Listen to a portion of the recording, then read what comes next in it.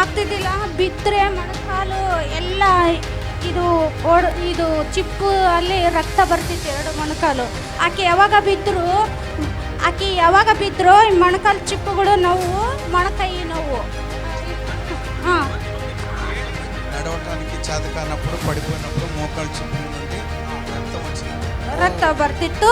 ಈ ಬಟ್ಟೆ ಕೂಡ ಹರಿತಿತ್ತು. ಎಂಥ ಬಟ್ಟೆ ಹಾಕಿದ್ರು ಕೂಡ ಬಟ್ಟೆ ಹರಿದು ಮೊಣಕಾಲು ಚಿಪ್ಪು చినిగిపోయే రీతిగా పడిపోయింది అనమాట. అట్లా పడిపోతా ಈಗ ಅವಳು 3 ವರ್ಷಲಿದ್ದ ಐತೆ. 3 ವರ್ಷಲಿದ್ದ. ನಿಂದ್ರಕ್ ಆಗ್ತಿದ್ದಿಲ್ಲ, ಜೋಲಿ ಹೊಡಿತಿದ್ದಳು, ಓಡಾಡಕ್ ಆಗ್ತಿದ್ದಿಲ್ಲ, నడవలేదు. యేసయ్య నడిపిస్తాడు, చూద్దాం. యేసుక్రీస్తు నామములో స్వస్థత.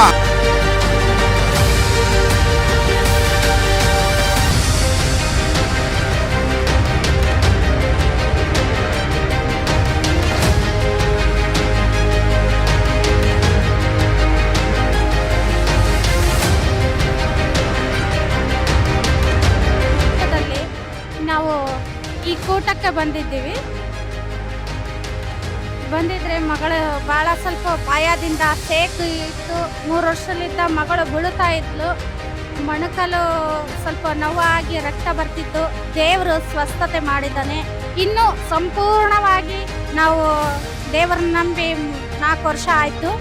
ಈಗ ಇನ್ನು ಸಂಪೂರ್ಣವಾಗಿ ಸ್ವಲ್ಪ ಸೇಕಿತ್ತು. ಆ ಮಗಳು ಇವಾಗ ಸಂಪೂರ್ಣವಾಗಿ ಸ್ವಸ್ಥತೆ ಆಗಿದ್ದಾಳೆ. ದೇವರ ನಾಮಕ್ಕೆ ಸ್ತೋತ್ರವಾಗಲಿ.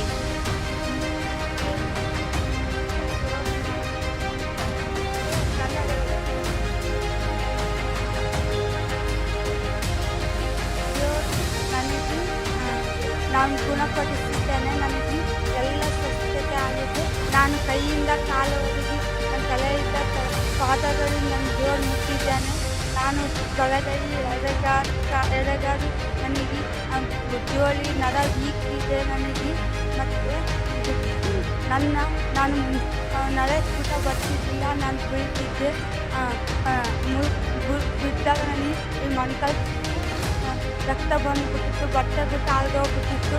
ಆದರೆ ದೇವರು ನನ್ನ ಗುಣಪಡಿಸಿದ್ದಾನೆ. ದೇವ್ರ ಕಡೆ ಬಂದಾಗ ನಾನು ಒಳ್ಳೆಯ ಸ್ಥಾನದಲ್ಲಿ ಇದ್ದೇನೆ, ಒಳ್ಳೆಯ ಎಜುಕೇಷನ್ ಕೂಡ ಸಿಕ್ಕಿದೆ. ಇದು ಸಾಕ್ಷಿ ದೇವ್ರನ್ನ ಮಹಿಮೆಯಾಗಿ ಗುಣವಾದ ದೇವ್ರಿಗೆ ಸ್ತೋತ್ರವಾದ.